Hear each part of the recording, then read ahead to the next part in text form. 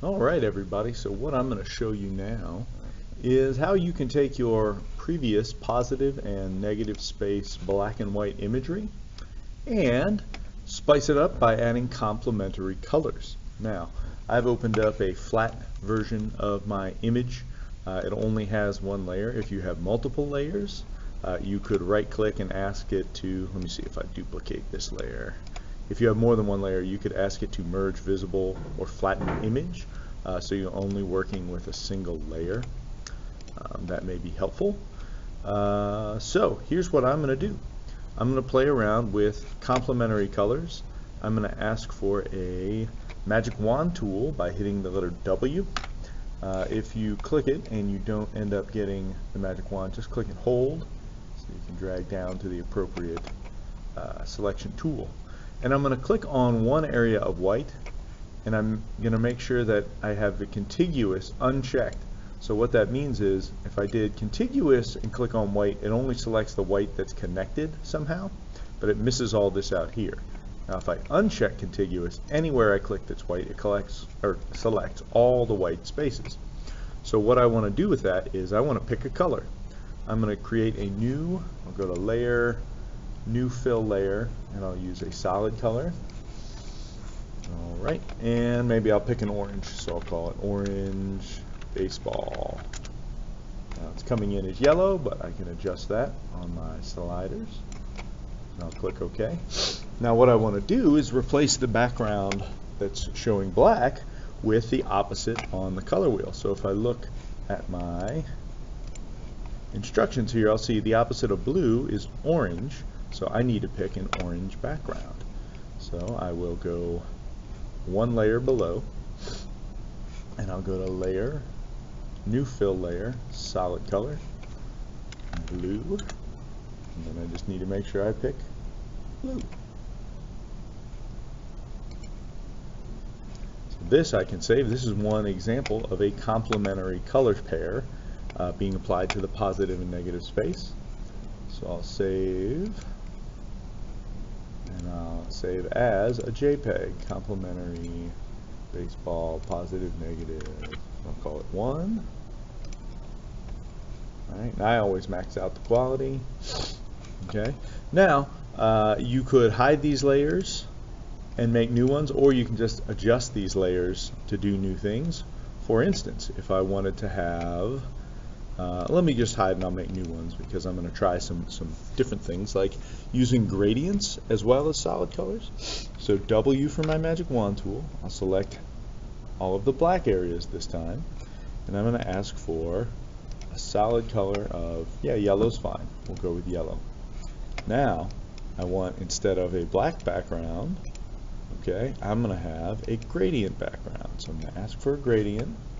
Right now it's showing a yellow gradient. I want to have the opposite of yellow, which is violet. Alright, so we need to change from the yellow gradient that's currently applied. I am going to select violet.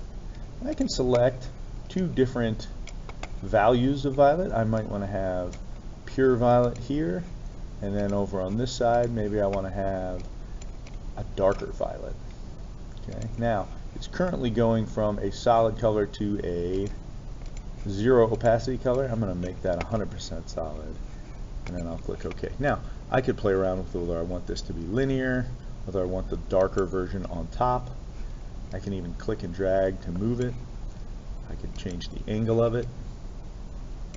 And I can even change these options. I could make it circular. Maybe that's more fun. I could try, whoops, any of these different options to see what I like the most. You can also scale it.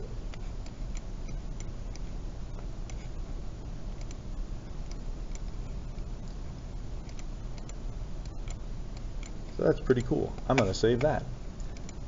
Save as complementary baseball, pos negative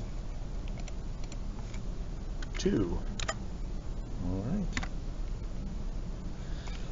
And I only need to make one more, so I just want to look at my chart and see what my options are. So this is an example of all the pairs that you could possibly have including the primary colors, the secondary colors, and the tertiary colors.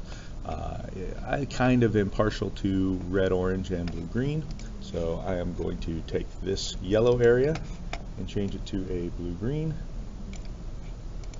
and then I'm going to change my gradient to a solid color of yellow, orange. Just have to move it. Right now it's blocking the blue. I need to rearrange those layers. Click and drag. Alright, now this could be, I think it was supposed to be red, orange, and blue, green. And maybe I need to red it up a little bit. There we go. Maybe this one will read better if I add a little bit more blue. Alright. But then remember, you could play with gradients as well. If I wanted to try to have the gradients on this section, let me try a layer effect. I'll overlay a gradient overlay. No, don't want to do that. I think I'd like to make my own. So let me do black and, whoops, get rid of that. Do black and white. Okay, and then this time I'm just going to lower my opacity to about 50%. So now I'm still getting my same color, but it's getting some tinting and shading based on my gradient overlay. Now if I want to double click the gradient overlay, I have a lot of the same manipulators that I had in the other gradient layer style. Alright, I have scale, I have angle, I have the style itself. Maybe diamond because it's baseball, makes sense. Maybe I want to reverse it. It goes light to dark. Cool. I'm happy with that. Save as. JPEG. Alright. Now if you want to get really fancy with the spices and go gradient against gradient, I invite you to do so. Certainly not required, but let's see, what would that possibly look like if I do a gradient using red, orange, and gradient using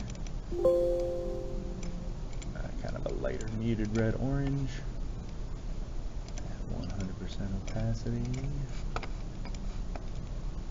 Oh, I need to make sure this is only going where the layer mask tells it, so I'm going to add mask to selection and go here, and then I think I can just delete my mask.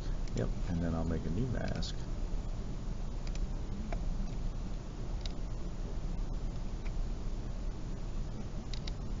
What did I do?